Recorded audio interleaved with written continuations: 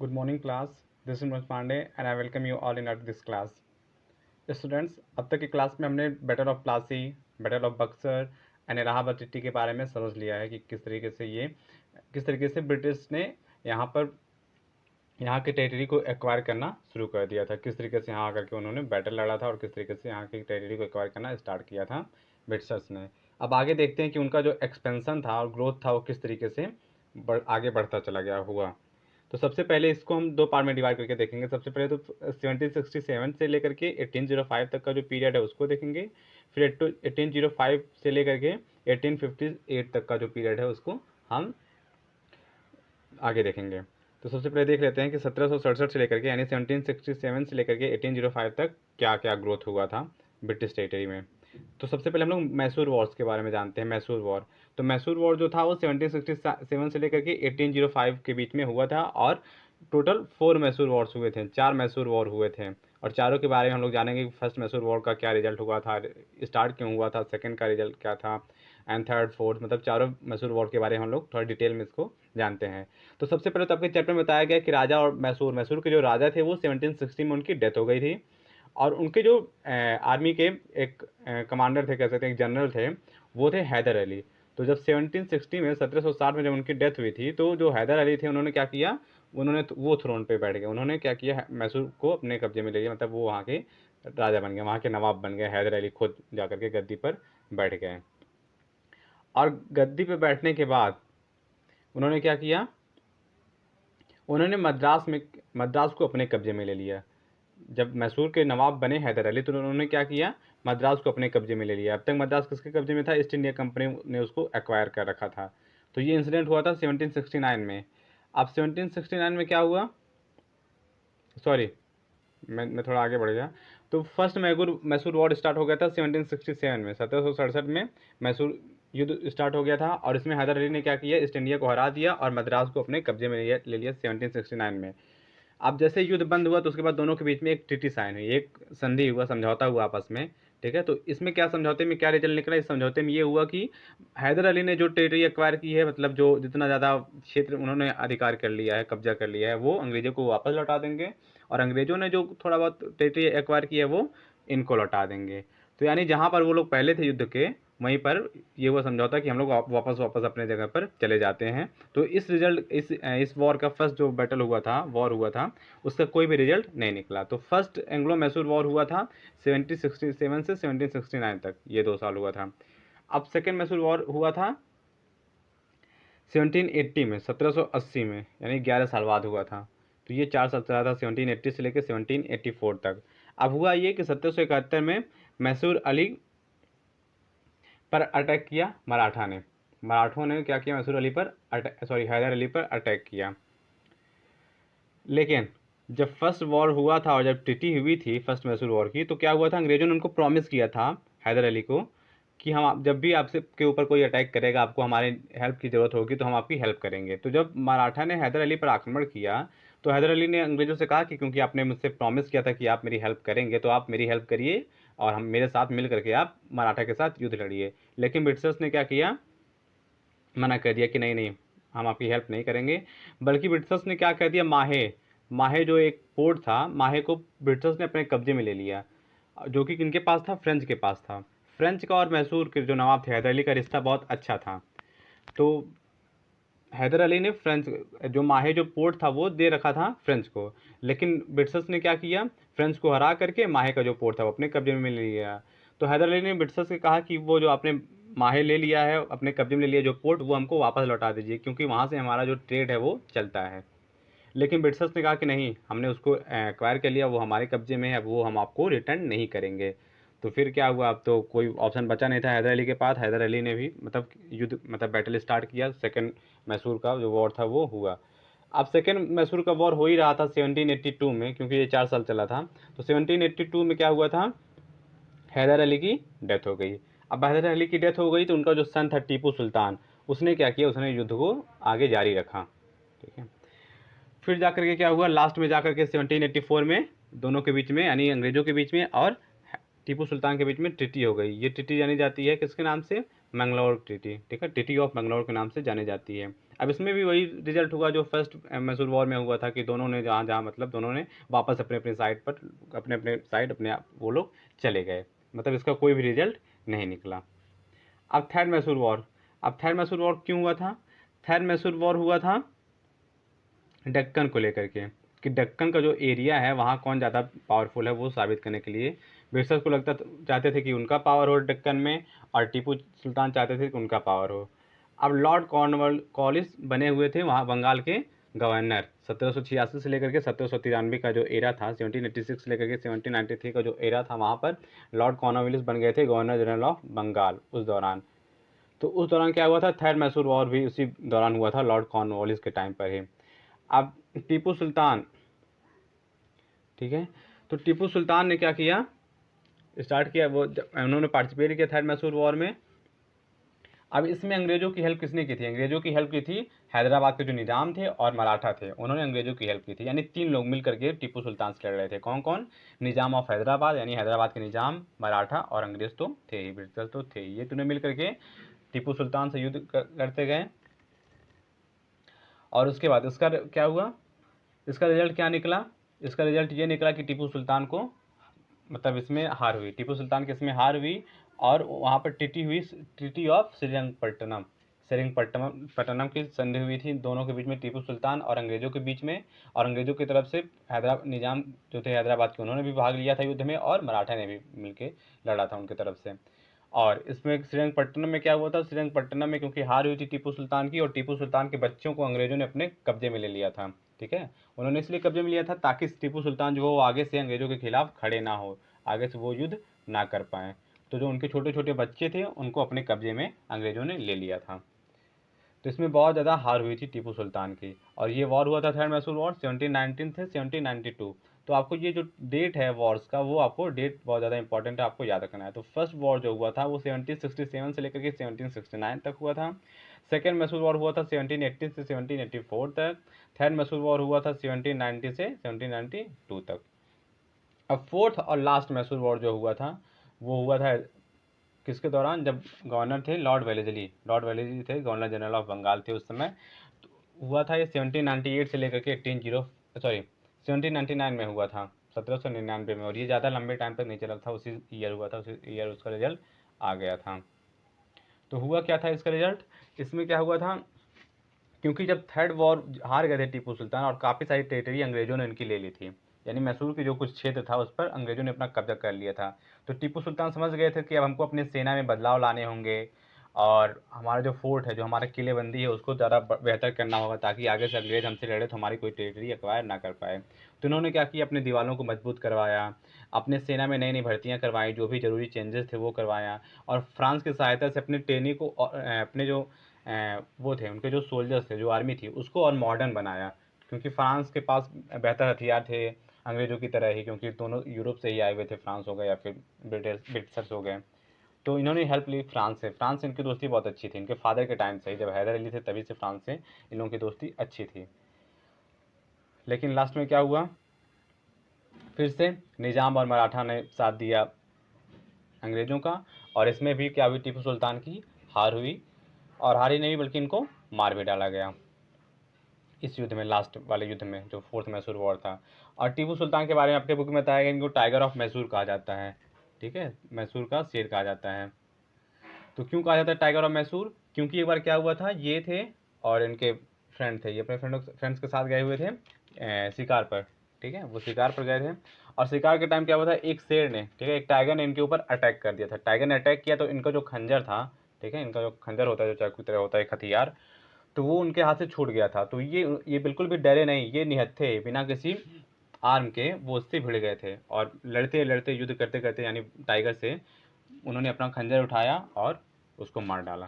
ठीक है, तो वो बिना किसी निहत्था होकर के भी उससे डरे नहीं, और उससे उसको हराया, बल्कि उसको मार डाला टाइगर को। तो इसीलिए तब से उनको टाइगर ऑफ मैसूर कहा जाने लगा। और उनका जो फ्लैग था, फ्लैग पर भी टाइगर का चिन्ह बना हुआ था, जो टीपू सुल्तान का जो फ्लैग था। तो ये आपको जानना जरूरी है। अब क्योंकि जो फ्रांस के थे, ठीक है, फ्रांस क्योंकि इनके साथ था, टीपू सुल्तान का साथ दे रहा था, तो जैसे ही टीपू सुल्तान की हार हुई, तो इसी तरीके से एक और युद्ध हुआ अंग्रेजों और फ्रांस के बीच में, और फ्रांस को क्या कर दिया गया, फ्रांस को भारत से बाहर खदेड़ दिया गया। अब फ्रांस जो आइलैंड था इंडिया का, कुछ आइलैंड पर केवल फ्रांस का कब्जा रह गया था। अब ये तो था मैसूर का वॉर। अब देख लेते हैं मराठा वॉर क्या कहलाता है। मराठा वॉर क्या था? तो मराठा वॉर क्या हुआ था, स्टार्टिंग में जब शिवाजी का रूलिंग था, तो शिवाजी के टाइम मराठा जो एम्पायर था वो बहुत ज़्यादा पावरफुल था। लेकिन जब 1761 में थर्ड बैटल ऑफ पानीपत हुआ था, आप लोगों को पता है, अगर आप लोगों ने पानीपत फिल्म देखी होगी तो 1761 के जो बैटल था उसको दिखाया गया है उस फिल्म में, बल्कि इसी इंसिडेंट पर वो फिल्म बेस्ड है। तो जो अफगान का जो रूलर था अहमद शाह अब्दाली, उसने 1761 में अटैक किया था इंडिया पर और ख़ास करके मराठा एम्पायर पर।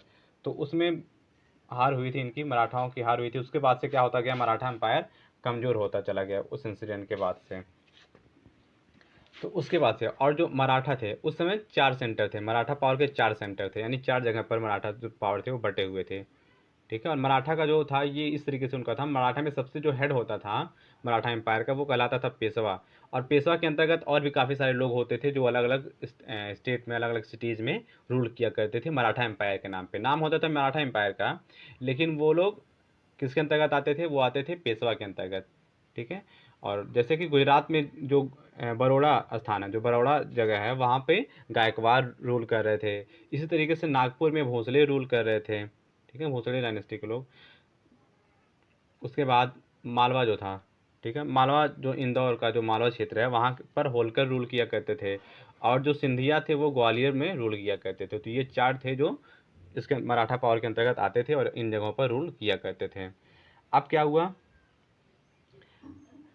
अब मराठा क्या करने लगे, मराठा का सॉरी ब्रिटिशर क्या करते थे, ब्रिटिशर जो भी आपस में जो युद्ध चलते थे राजाओं के बीच में, उसके फैमिली में जो भी कलह चलता था, जो भी झगड़ा चलता था, उसका वो फ़ायदा उठाया करते थे। तो अंग्रेज़ों ने क्या किया, अंग्रेज़ों में मराठों में एक पर्सन थे जिनका नाम था रघुनाथ राव। ठीक है, रघुनाथ राव था, रघुनाथ राव नाम का था। तो रघुनाथ राव ने हेल्प मांगी किससे, ब्रिटिशर से। ब्रिटिशर्स ने क्या किया, रघुनाथ राव की हेल्प की। बिल्कुल उनका अपना मतलब होता था, ब्रिटिशर्स ऐसे किसी की हेल्प नहीं करते थे। तो ब्रिटिशर्स का तो पर्पस होता था कि उनको ज़्यादा छूट मिलेगी व्यापार में, और धीरे धीरे वो टेरिटरी भी अब तो एक्वायर करने लगे थे। तो उन्होंने अपने मतलब से हेल्प किया रघुनाथ राव का। अब रघुनाथ राव क्या करने लगे, रघुनाथ राव और माधव राव दोनों क्या चाहते थे, पेशवा बनना चाहते थे मराठा कन्फेडरेसी का। लेकिन दोनों में क्या करने लगा, वो युद्ध हुआ। तो फर्स्ट एंग्लो मराठा वॉर जब हुआ था, 3 मराठा वॉर हुआ था। आपको टोटल याद रखना है कि 3 मराठा वॉर हुआ था। कब से कब तक हुआ था, वो हुआ था 1775 से लेकर के 1818, यानी 1775 से लेकर के 1818 के बीच में 3 अंग्रेज मराठा युद्ध हुआ था। ठीक है, एंग्लो मैसूर वॉर हुआ था। ठीक है। और थर्ड जो था, आखिरी वाला जो था, वो 1817 से लेकर 1818 तक वो चला था। और इसका रिजल्ट ये निकला था कि मराठा अंपायर जो था, पावर जो था, वो पूरी तरीके से तबाह रह गया था। अब केवल मराठा जो किंग थे वो केवल नाम मात्र के रह गए थे, बल्कि उनको तो अलाउड ही नहीं था, अंग्रेजों ने उनको अलाउड ही नहीं किया था कि आप अपनी आर्मी रख सकेंगे। अब वो एक तरीके से कठपुतली बन करके रह गए थे, पपेट बन के रह गए थे, किनका, ब्रिटिशर्स का। तो ये तो था फर्स्ट आपका पार्ट। अब 1805 से 1856 का जो इरा था, वहाँ पर क्या हुआ था वो देख लेते हैं। अब इस दौरान क्या हुआ था, इस सेकेंड फेज में क्या हुआ था, सिक्स डायनेस्टी बहुत आगे चल के उभरती है। सिक्स डायनेस्टी आपको पता है पंजाब में बेसिकली रूल किया करती थी। तो सिक्स डायनेस्टी जो थी, वहाँ पे सबसे जो फेमस किंग हुए वो हुए हैं महाराजा रंजीत सिंह, सबसे पावरफुल महाराजा रंजीत सिंह थे। तो क्या हुआ था, जब जो सिखों के जो लास्ट गुरु थे, गुरु गोविंद सिंह, उनके जो शिष्य थे बंदा बहादुर सिंह, उन्होंने क्या किया था, बंदा बहादुर ने क्या किया था, जो पंजाब का जो टेरिटरी है, जो सिख जो किंगडम था, उसको 12 छोटे छोटे पार्ट में डिवाइड किया रखा था। मतलब 12 उसके पार्ट्स, मिसल, जिसको मिसल कहा जाता था, छोटे छोटे किंगडम्स होते थे, उसको 12 पार्ट में डिवाइड करके रखा था, जिसको मिसल कहा जाता था, यानी 12 मिसल में उनका डिवाइड था सिख जो किंगडम था। रंजीत किंग जो थे वो चीफ थे अमृतसर के। ठीक है, अमृतसर के वो चीफ थे। तो जब तक वो थे पंजाब के, तब तक तो किसी की हिम्मत नहीं हुई थी कि वो क्या करें, पंजाब पर आक्रमण कर पाए। अंग्रेजों ने कोशिश किया था, और रणजीत सिंह ने बहुत ही चालाकी के साथ उनको मतलब कब्जा नहीं करने दिया। उन्होंने अपने टेरिटरी को संभाल करके रखा था, और यही रीज़न है कि उनको क्या कहा जाता है, लायन ऑफ पंजाब कहा जाता है। उनको हिंदी में शेर पंजाब कहते हैं, और अंग्रेजी में लायन ऑफ पंजाब कहा जाता है महाराजा रणजीत सिंह। लेकिन महाराजा रणजीत सिंह की डेथ हो गई थी 1839 में। और 1839 के बाद जब महाराजा रणजीत सिंह की डेथ हुई थी, तो उनके जो नेक्स्ट जनरेशन थे, यानी उनके जो बच्चे थे वो इतने ज़्यादा ताकतवर नहीं थे, तो एक के बाद उनकी उनकी मतलब उनको मार डाला अंग्रेज़ों ने, ठीक है, सबकी डेथ होती चली गई। तो जो सबसे छोटा पुत्र था उनका दिलीप सिंह, ठीक है, तो दलित सिंह को क्या कर दिया गया, वो अभी 18 ईयर्स का भी नहीं हुआ था, मतलब अभी माइनर था, ठीक है, एडल्ट नहीं था, तो अभी इस योग्य नहीं था कि वो गद्दी संभाल सके, वो गद्दी पर बैठ सके, वो रूल कर पाए। लेकिन उसको क्योंकि अब कोई उनका था नहीं, कोई वंशज था नहीं, कोई उनका सन थे नहीं, सबकी डेथ हो चुकी थी, तो दलीप सिंह को राजा बनाया गया पंजाब का, अमृतसर का। और उनको उनकी जो मदर थी, ठीक है, रानी जिंदान, तो रानी जिंदान को क्या किया गया, उनका रीजेंट नियुक्त किया गया, यानी संरक्षक, यानी देख रेख करती थी रानी जिंदान, लेकिन राजा कौन थे, राजा थे दलीप सिंह, ठीक है। पहले राजाओं में इस तरीके से हुआ करता था कि जब राजा बच्चे छोटे होते थे राजा की डेथ के बाद, तो कोई ना कोई संरक्षण नियुक्त मतलब कर दिया जाता था, जो उनको गाइड करता था। जिससे अकबर के साथ भी इसी तरीके से कुछ कुछ हुआ था। जब हुमायूं की डेथ हुई थी तो तुरंत राजा अकबर बनाना पड़ा था। अकबर की एज उस समय 13 साल ही थी, तो उनके अंदर इतनी ज़्यादा क्षमता नहीं थी कि वो वॉर लड़ सकें और मतलब एक्टिवली पार्टिसिपेट कर पाएँ या फिर कोई भी डिसीजन ले पाएँ एम्पायर के लिए। तो बैरम खां के संरक्षण में उनको नियुक्त किया गया था, तो बैरम खां था उनका रीजेंट। तो इसी तरीके से दलीप सिंह की जो रीजेंट थी वो उनकी माता थी रानी जिंदान, ठीक है। लेकिन फिर टाइम के साथ धीरे धीरे क्या होता गया, अंग्रेजों ने पंजाब को कंक्योर कर लिया, ठीक है, कुछ टाइम बाद। और दलीप सिंह को क्या कर दिया गया, दो सिख वॉर हुए थे उस दौरान, जो दो एंग्लो सिख वॉर थे वो लड़े गए थे कब से कब तक के बीच में, 1845 से बीच में 1849 के बीच में, सॉरी 1845 से लेकर के 1849 के बीच में दो एंग्लो सिख वॉर हो चुके थे, ठीक है। और इसमें क्या हुआ था, सिख एम्पायर को डिफीट कर दिया अंग्रेजों ने, और जो गवर्नर थे डलहौजी, उन्होंने पंजाब को एनेक्स कर लिया। राजा दिलीप सिंह को लंदन भेज दिया गया, और लंदन भेज दिया गया और उनको क्या कर दिया गया, पेंशन दिया जाने लगा 1 लाख पर मंथ, या फिर कह सकते हैं 12 लाख, 12 लाख पर एनुअल, यानी हर साल उनको 12 लाख दिया जाने लगा, पेंशन दिया जाने लगा। और उनसे ले लिया गया कोहिनूर, जो डायमंड है, कोहिनूर हीरा आप लोग नाम सुनते होंगे, जो फिलहाल लंदन में है, वहाँ की क्वीन के पास है। तो वही कोहिनूर दिलीप सिंह के अंग्रेजों ने वही लिया था, और फिर अंग्रेजों ने ले जा करके ब्रिटिशर्स ने क्वीन विक्टोरिया को दे दिया था। तो तब से वो क्या है, जो मोनार्क है, ठीक है, जो मोनार्की है वहाँ पे, सॉरी मोनार्की नहीं, मतलब जो वहाँ के जो राज परिवार है कह सकते हैं, ठीक है, कहाँ का, ब्रिटेन का, तो उसके पास अभी तक कोहिनूर वहाँ पर पड़ा हुआ है ब्रिटेन में। तो राजा दिलीप सिंह से लिया था अंग्रेजों ने, ठीक है। और वो उसके पहले भी कई जगहों से वो हाथों से गुजर चुका था, तो वो काफ़ी हिस्ट्री है किस तरीके से कब मतलब किसके किसके हाथ में गया। लेकिन लास्ट में फिलहाल प्रेजेंट टाइम की बात करें तो वो क्वीन विक्टोरिया, मतलब जो क्वीन है प्रेजेंट टाइम में, एलिजाबेथ सेकंड, ठीक है, उनके पास है कह सकते हैं। अब बात कर लेते हैं, तो ये तो जो एनेक्स रहा, ठीक है, तो ये जो एनेक्सेशन था, चाहे मैसूर वॉर हो गया, मराठा वॉर हो गया, या फिर सिख वॉर हो गया, तो यहाँ पे आप देख सकते हैं कि अंग्रेजों ने किस तरीके से इंडियन टेरिटरी को एक्वायर किया। तो उन्होंने यहाँ की टेरिटरी को एक्वायर किया वॉर के जरिए, युद्ध लड़ करके, बैटल लड़ करके। लेकिन केवल इसी तरीके से अंग्रेजों ने अपना वो जो टेरिटरी थी वो नहीं बढ़ाया, बल्कि उनके एनेक्सेशन का एक अदर तरीका भी था। कौन कौन सा तरीका था वो आपको बताया गया है, देखिए इस तस्वीर में आप देख सकते हैं कि taking advantage of the war of succession, जिस तरीके से भरतपुर में हुआ, इन्वोकिंग ट्रीटी ऑफ फ्रेंडशिप, जिस तरीके से सिंध के साथ हुआ, on the basis of doctrine of labs, इसके बारे में अभी हम लोग डिटेल में पढ़ेंगे, bye means of subsidiary alliance के जरिए, उसके बाद on ground of miss government, यानी ये तरीका उन्होंने अंग्रेजों ने अपनाया। यानी बैटल के अलावा भी ये जो 5 तरीके हैं उन्होंने एनेक्सेशन के लिए अंग्रेजों ने अपनाया। अब इसको थोड़ा डिटेल में देख लेते हैं। अब taking advantage of the war of succession, अब जो वॉर ऑफ सक्सेशन, जो सक्सेशन चलता था किंग फैमिली में, राजाओं के परिवार में, क्योंकि सब लोग चाहते थे कि मैं राजा बनूं, वो राजा बने, राज परिवार काफ़ी बड़ा होता भी था, तो उसका फ़ायदा अंग्रेजों ने उठाया, ठीक है। तो भरतपुर को उन्होंने 1826 में इस तरीके से हड़प लिया था, क्योंकि वहाँ के जो माइनर जो बच्चे थे, ठीक है, वो लोग आपस में ही भिड़े हुए थे कि मैं राजा बनूंगा, मैं राजा बनूंगा, जो भारत के जो सन थे, भरतपुर के जो राजा थे उनके बेटे, ठीक है, उनके राजा की डेथ के बाद। तो इसका फ़ायदा उठाया, एडवांटेज लिया ब्रिटिशर्स ने, और वहाँ पर कब्जा कर लिया, उसको एनेक्स कर लिया भरतपुर को। इसी तरीके से जो टीटी, जो फ्रेंडशिप की जो टीटी होती थी, उसको भी वो इन्वोक कर देते थे, ठीक है। जैसे मान लीजिए सिंध के बीच में और अंग्रेजों के बीच में एक टीटी हुई थी कि वो सिंध पर अंग्रेज कब्जा नहीं करेंगे, ये टीटी हुआ था 1809 में। लेकिन आखिरकार क्या कर दिया था अंग्रेजों ने, एनेक्स कर लिया सिंध को। वो किस तरीके से, वो क्यों किया, क्योंकि उनको डर था कि ऐसा ना हो, क्योंकि सिंध जो है वो अफगानिस्तान से लगा हुआ है, और अफगानिस्तान जो है वो रसिया से लगा हुआ है। तो अंग्रेजों को डर था कि ऐसा ना हो कि रसिया जो हो वो अफगानिस्तान के जरिए इंडिया पर आ जाए, और इंडिया पे आ जाएगा तो फिर हमारी जो यहाँ पर रूलिंग है हो सकता है वो खतरे में पड़ जाए।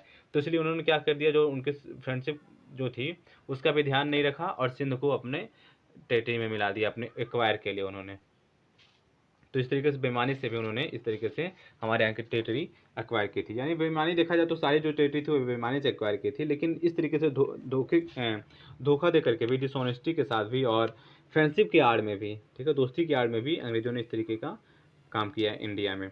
ये तो दो हो गया, दो तरीका हो गया। Doctrine of lapse, doctrine of lapse को मैं अभी लास्ट में बताऊंगा, इसके पहले के जो पॉइंट्स है वो पहले देख लेते हैं, क्योंकि डॉक्ट्राइन ऑफ लैप्स वाला जो इंसिडेंट था वो लास्ट में हुआ, तो इसलिए मैं लास्ट में इसको रखता हूँ। अब सब्सिडरी अलायंस को समझ लेते हैं कि सब्सिडरी अलायंस क्या था। सब्सिडरी अलायंस होता था सहायक संधि, ठीक है, जिसको कहा जाता है हिंदी में सहायक संधि। और इसको किसने स्टार्ट किया था? इसको लॉर्ड वेलेजली ने स्टार्ट किया था। तो आपको याद रखना है कि सब्सिडरी अलायंस जो स्टार्ट करने वाला था पर्सन था वो था लॉर्ड वेलेजली।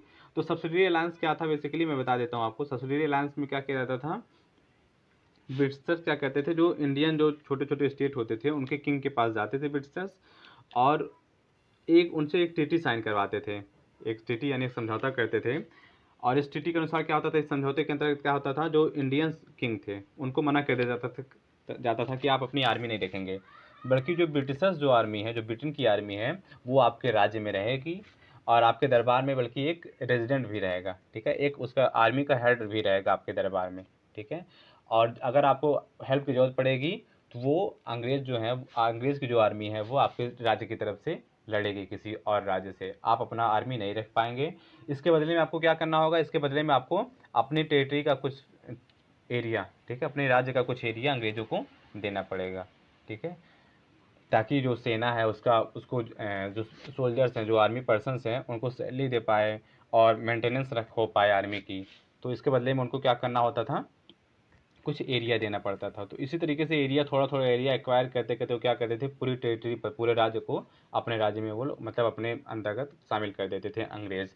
तो ये था सब्सिडरी अलायंस। अगर कोई इस काबिल नहीं हो पाता था, अगर योग्य नहीं हो पाता था कि उसको मेंटेनेंस का वो खर्चा दे पाए, तो क्या करते थे अंग्रेज, उसको पूरी टेरिटरी को ही अपने अंतर्गत वो शामिल कर लेते थे, एक्वायर कर लिया करते थे। तो ये था सब्सिडरी अलायंस, ठीक है। और सब्सिडरी अलायंस को स्टार्ट किया था लॉर्ड वेलेस्ली ने, ठीक है। और इसी तरीके से आपको एग्जांपल दिया गया बुक में कि किसी तरीके से जो हैदराबाद था, ठीक है, हैदराबाद के जो निजाम थे उनसे उन्होंने सब्सिडरी अलायंस पे साइन कर रखा था। तो उनसे उन्होंने बेल्लारी और कुडपा, ये जो एरिया था वो एक्वायर कर लिया था। इसके अलावा जो अवध के जो नवाब थे उनसे उन्होंने रोहिलखंड और अपना जो गोरखपुर है, ठीक है, गोरखपुर और रोहिलखंड ले लिया था। क्यों ले लिया था? क्योंकि उन लोगों ने, अवध के जो नवाब थे और जो निजाम थे हैदराबाद के, उन्होंने सब्सिडरी अलायंस पर साइन कर रखा था। तो सब्सिडरी अलायंस आप लोगों ने समझ लिया कि सब्सिडरी अलायंस क्या होता है। सब्सिडरी अलायंस के अंतर्गत जो राजा होते थे, इंडियन किंग जो होते थे, उनको मिलिट्री नहीं रखना होता था अपने स्टेट में, बल्कि आर्मी जो थी ब्रिटिशर्स की वो रहती थी उनके स्टेट में, वही उनकी रिस्पॉन्सिबिलिटी उनकी होती थी कि अगर युद्ध की जरूरत पड़े, बैटल की जरूरत पड़े तो ब्रिटिशर्स अपनी आर्मी से उनको लड़वाएंगे। इसके अलावा ब्रिटिशर का जो आर्मी का जो हेड होता था, जिसको कहा जाता था रेजिडेंट, ठीक है, तो वो रहता था उनके दरबार में जाकर के, राजा के दरबार में रहता था और बहुत ज़्यादा इंटरफेरेंस भी करता था। अगर राजा कोई भी डिसीजन लेता था तो उसमें इंटरफेयर करना, उसका इंटरफेयर किया करता था उनके कोर्ट में जाकर, उनके कोर्ट में। और मेंटेनेंस के नाम पर काफ़ी सारे वो एरिया या फिर पैसे उनको देने होते थे राजाओं को।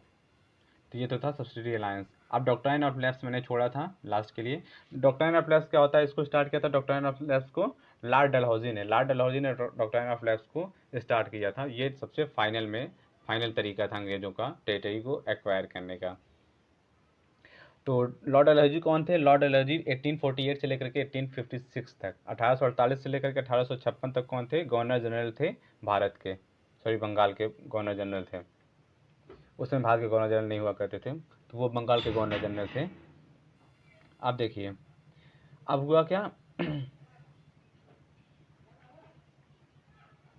The chief instrument of Dalhousie policy of annexation was the doctrine of lapse. तो मैंने बता दिया डॉक्ट्राइन ऑफ लैप्स, जिसको हिंदी में कहा जाता है हड़प की नीति, ठीक है, हड़प की नीति कहा जाता था डॉक्ट्राइन ऑफ लैप्स को।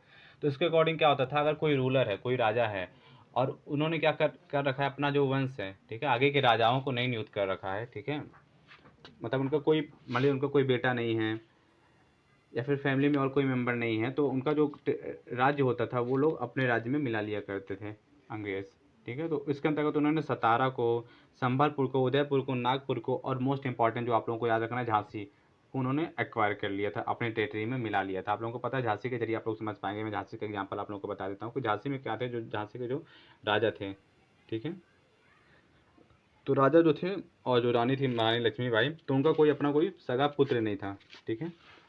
उनका पुत्र नहीं था तो उन्होंने क्या कर रखा था, उन्होंने एक बच्चे को गोद ले रखा था, ठीक है। एक बच्चे को उन्होंने अडॉप्ट किया था, गोद ले रखा था।